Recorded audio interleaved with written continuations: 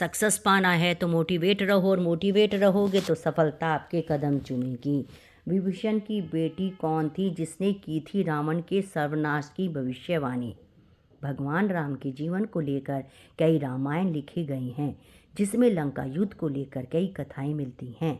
रामचरितमानस में रावण के भाई विभीषण की बेटी का वर्णन मिलता है, जिसने रावण और लंका के सर्वनाश की भविष्यवाणी युद्ध से पहले ही कर दी थी।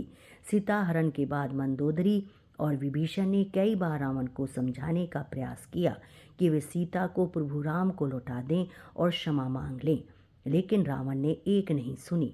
उसने माता सीता को अशोका वाटिका में कैद करके रखा, जहाँ पर 300 राक्षसी पहरा देती थीं और माता सीता को अनेक प्रहारों से डराती थीं।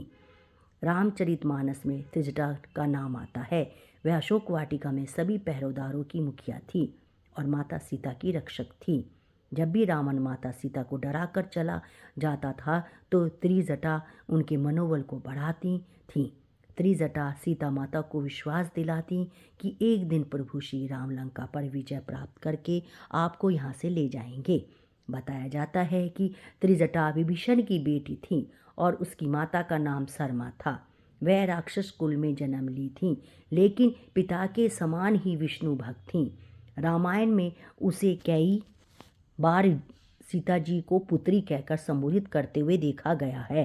रामचरितमानस में त्रिजटा के उस स्वप्न का वर्णन किया गया है जिसमें उसने लंका युद्ध से पूर्व ही रावण के सर्वनाश की भविष्यवाणी कर दी थी। राक्षसी जब सीता माता को डराती हैं तो वे अपने एक सपने के बारे में बताती हैं। त्रिजटा कहती हैं कि उसने एक स्वप्न देखा है जिसमें एक वानर पूरी लंका को जला देता है और रावण की राक्षसी सेना को मार डालता है। इतना ही नहीं, रावण गधे पर बैठा है और उसके 20 हाथ कटे हुए हैं। वह सभी पहरेदारों को समझाती है कि तुम सभी का हित सीता जी की सेवा में है। त्रिजटा का स्वप्न उस समय पूरा हो जाता है जब हनुमान जी लंका दहन कर देते हैं। लंका विजय के बाद त्रिजटा को मिले उपहार इंडोनेशिया की काकाविन रामायण में बताया गया है कि लंका विजय के बाद माता सीता ने त्रिजटा को कई कीमती उपहार दिए गए।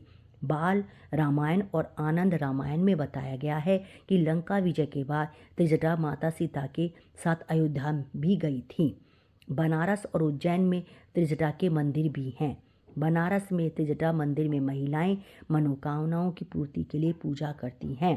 मूली और बैंगन का भोग लगता है। कहा जाता है कि सीता माता ने त्रिजटा को वाराणसी में रहने को कहा ताकि उसे मोक्ष मिल जाए। वीडियो आपको अच्छी लगे तो चैनल को लाइक करें, सब्सक्राइब करें, शेयर करें। राधे राधे, जय श्री कृष्णा।